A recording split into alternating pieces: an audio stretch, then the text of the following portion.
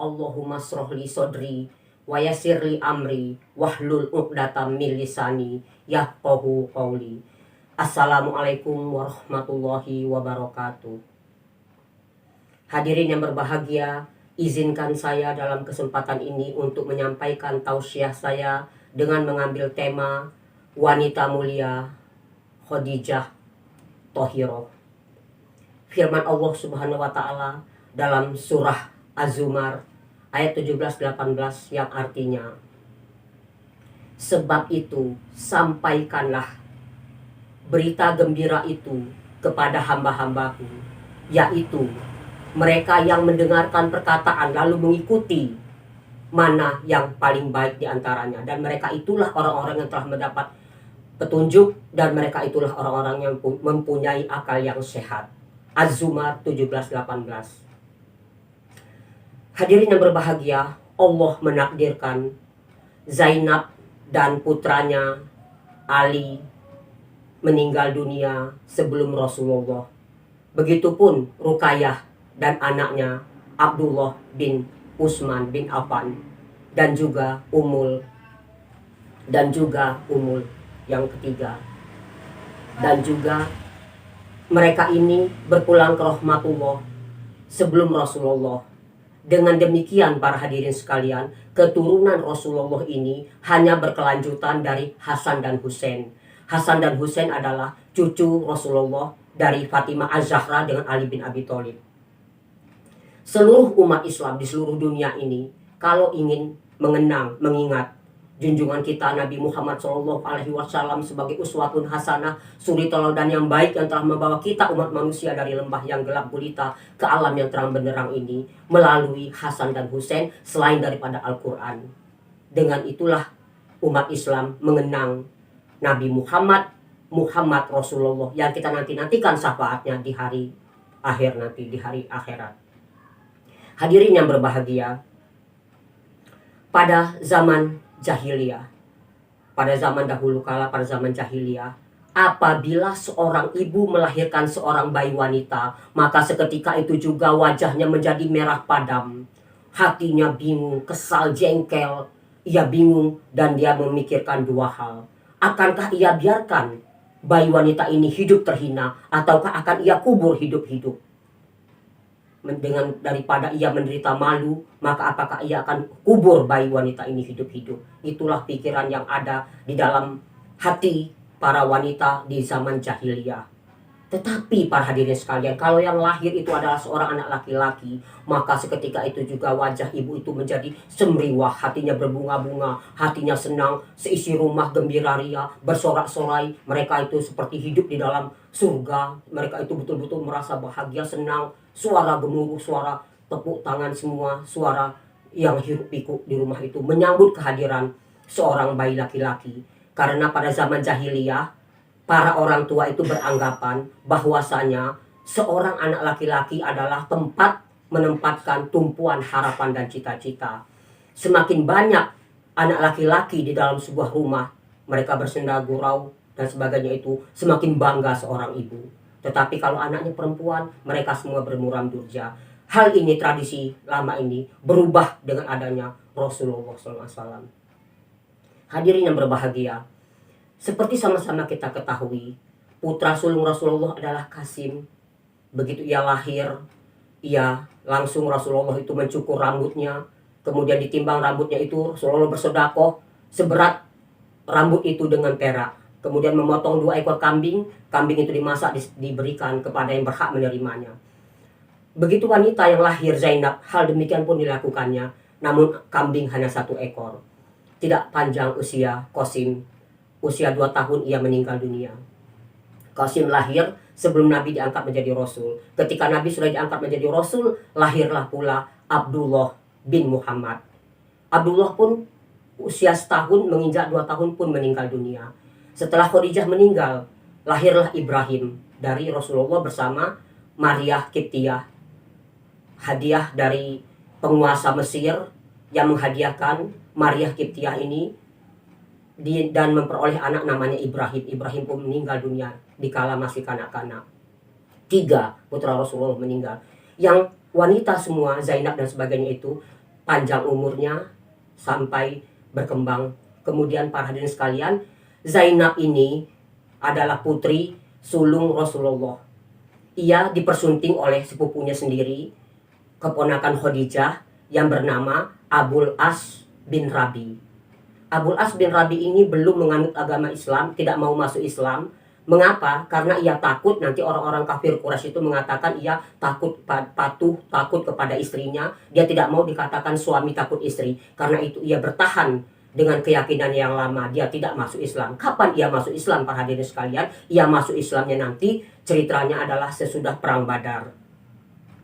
Betapa hancur hati Zainab mendengar kaum kafir Quraisy mengadakan sayembara. Barang siapa yang bisa menangkap Muhammad, hidup atau mati, akan diberi hadiah 100 ekor unta. Betapa hancurnya hati Zainab mendengar sayembara itu. Dia berdoa semoga ayahnya selamat. Alhamdulillah ayahnya selamat sampai ke Madinah. Selamatlah ayahnya sampai ke Madinah, dan Zainab merasa sangat bahagia sekali. Kemudian Zainab mulai hancur lagi hatinya. Pada tahun 2 Hijriah, 17 Ramadan, kaum kafir Quraisy berkumpul akan mengadakan perang melawan ayahnya. Di dalam kaum kafir Quraisy itu, dalam pasukan Quraisy itu ada suami Zainab, yaitu Abul As bin Rabi. Betapa hancur hatinya, suaminya akan melawan ayahnya. Beribu-ribu kaum kafir Quraisy berkumpul meneriakkan yel-yel perang. Para wanita pun menabuh genderang dengan mengumandangkan suara-suara untuk peperangan yang mengandung kata-kata supaya mereka bersemangat, penyemangat genderang mereka bunyikan itu. Zainab hanya bisa menadahkan tangannya memohon 3 hal kepada Allah. Zainab meminta kepada Allah agar kemenangan ada di tangan kaum muslimin. Yang kedua, dia berharap semoga suami yang dicintainya itu dilindungi oleh Allah Subhanahu wa Ta'ala. Yang ketiga, dia memohon kepada Allah agar Allah membimbing suaminya untuk masuk ke dalam ajaran agama Islam. Ketiga-tiga doa Zainab ini dikabulkan oleh Allah Subhanahu wa Ta'ala. Perang usai, kemenangan ada di tangan kaum muslimin. Betapa bahagianya Zainab karena kemenangan itu di tangan kaum muslimin. Dalam perang Badar itu banyak yang pasukan yang tertawan. Di antara yang tertawan itu adalah suami Zainab. Rasulullah mengumumkan para tawanan bisa ditebus dengan perhiasan dan harta-harta yang lainnya. Zainab yang berada di Mekah menebus suaminya dengan perhiasan. Di antara perhiasan itu, para hadirin sekalian, ada kalung. Kalung Zainab pemberian dari Khadijah dulu. Ketika Zainab menikah dengan Abul As bin Rabi, Khadijah memberikan hadiah kalung. Kalung itu adalah kalung kesayangan Khadijah dan suaminya yaitu Rasulullah. Melihat kalung itu, Rasulullah terharu dan dia teringat kepada perjuangan istrinya. Oleh karena itu, dia melihat dan kaum muslimin pun melihat wajah Rasulullah seperti itu, maka dia pun mengikhlaskan, melepaskan suami Zainab ini tanpa tebusan apapun. Kalung dikembalikan dan Abul As bin Rabi dibebaskan tanpa syarat, tanpa tebusan perhiasan, kalung dan lain sebagainya. Sebelum suami Zainab ini, Abul As bin Rabi ini dibebaskan, maka ia dipertemukan dulu dengan Rasulullah. Dalam pertemuan itu, Abul As bin Rabi, suami Zainab ini, berkata, mengadakan suatu permufakatan dengan Rasulullah bahwasanya Rasulullah itu dan suami Zainab ini, Zainab dari Mekah akan dikembalikan kepada ayahnya di Madinah. Tapi ini adalah suatu rahasia. Nanti mereka akan mengadakan suatu pertemuan di tempat yang telah dijanjikan. Nanti yang akan mengantarkan Zainab dari Mekah itu adalah Kinanah bin Rabi, saudara kandung Abul As bin Rabi. Dan yang akan menjemputnya nanti adalah Zaid bin Haritsah dan seorang laki-laki dari kaum Ansor. Pertemuan itu mereka rahasiakan, tempatnya pun mereka rahasiakan.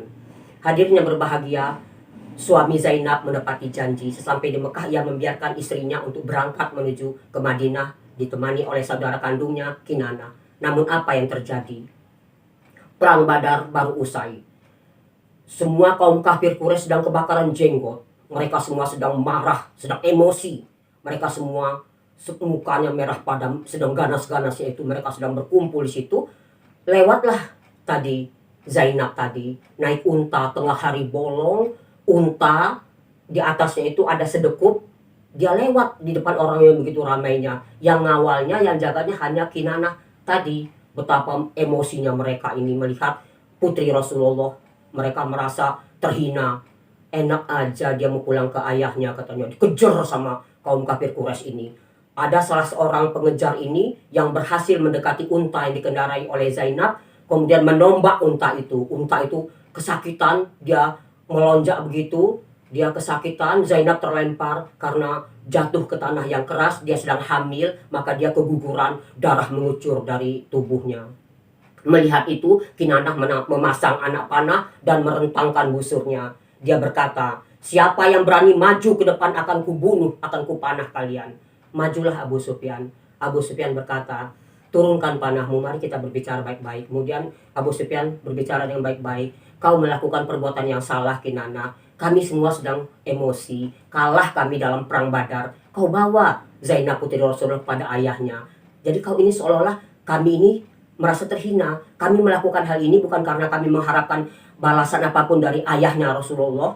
Ayahnya si Zainab yang bernama Rasulullah ini bukan pula kami ingin balas dendam, bukan. Kami hanya ingin Zainab kembali ke Mekah. Karena kami dikira oleh mereka itu tidak berdaya.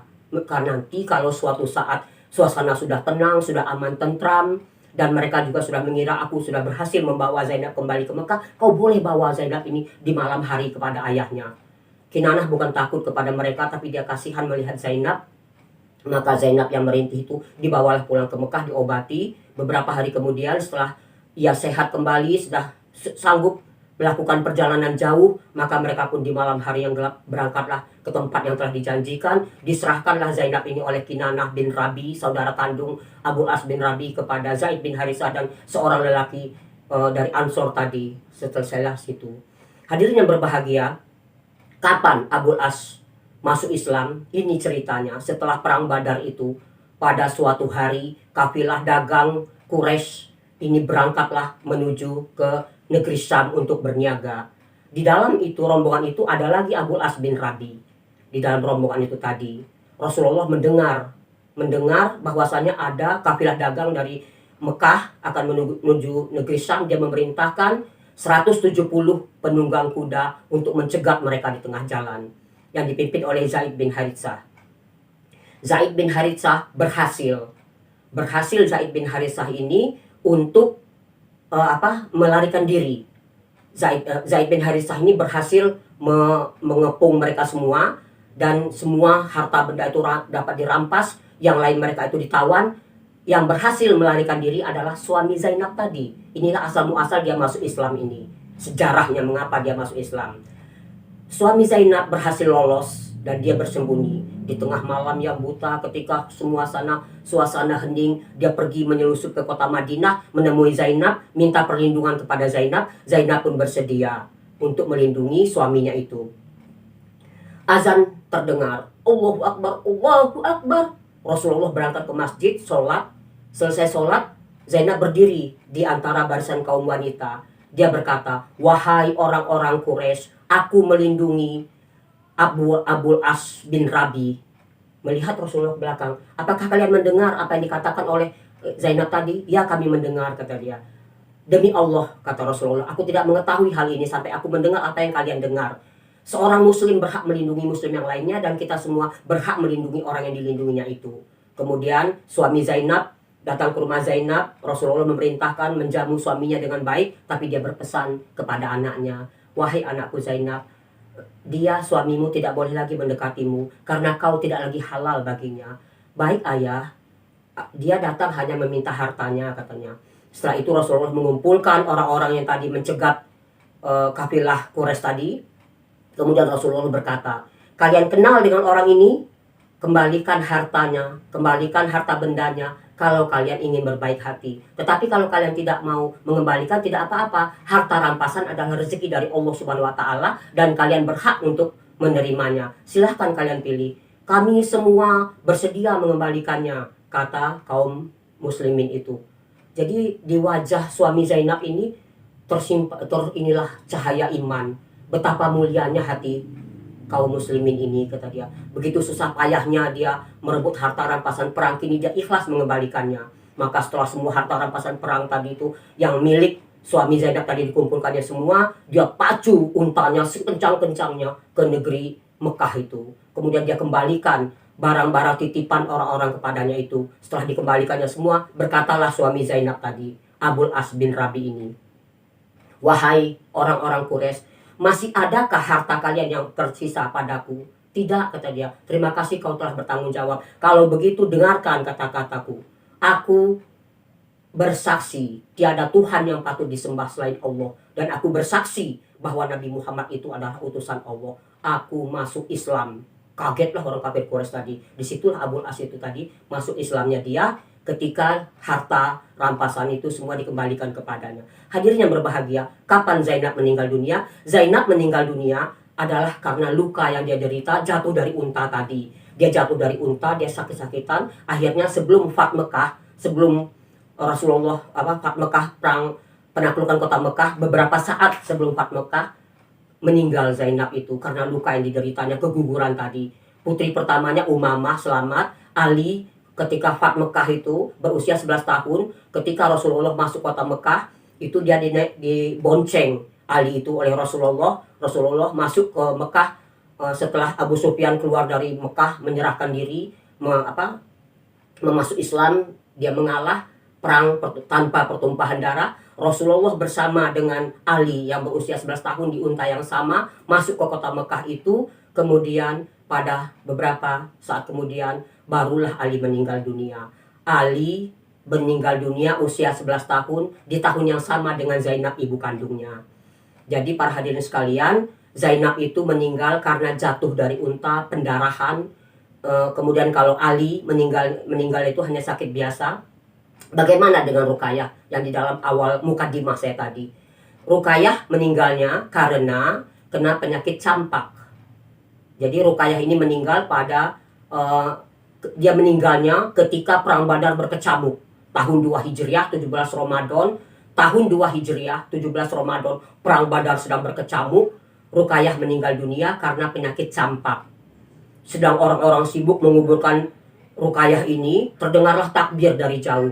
Utsman bertanya-tanya, suara takbir dari mana itu? Rupanya takbir itu adalah dari Zaid bin Haritsah yang naik unta Rasulullah mengabarkan bahwasanya perang Badar dimenangkan oleh kaum muslimin. Jadi meninggal dunianya Ruqayyah itu kena penyakit campak. Dia meninggalnya ketika perang Badar sedang berkecamuk, sedang dia dikuburkan. Zaid bin Haritsah naik unta Rasulullah mengumandangkan kemenangan ada di tangan kaum muslimin. Ruqayyah dengan Utsman bin Affan mempunyai seorang anak yang bernama Abdullah. Hadirin yang berbahagia, Abdullah, Utsman bin Affan dapat julukan Abdullah ini, Abi Abdullah ini ketika lahir putranya. Namun peristiwa tragis terjadi ketika dia masih kecil, para hadirin sekalian. Abdullah ini mukanya merah. Dia demam panas, demam tinggi, badannya menggigil. Mengapa? Karena matanya dicotok oleh seekor ayam jantan. Jadi seekor ayam jantan menyotok matanya itu dicotok oleh ayam itu, mukanya merah, dia sakit demam, meninggal. Itulah ini penyebab meninggalnya Abdullah, anak Utsman bin Affan.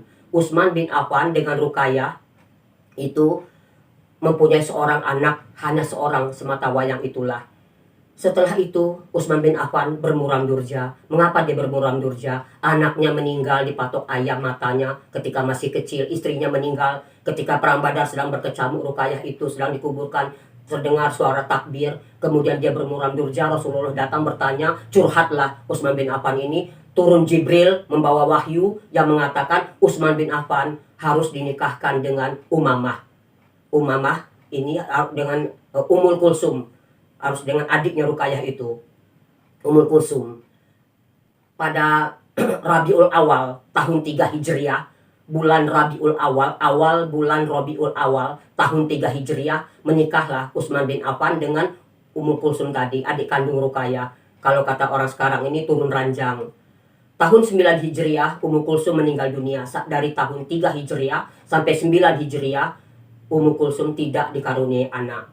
Hadirin yang berbahagia, oleh karena itu keturunan Rasulullah hanya berkesinambungan dari Hasan dan Husain. Sekian, wassalamualaikum warahmatullahi wabarakatuh.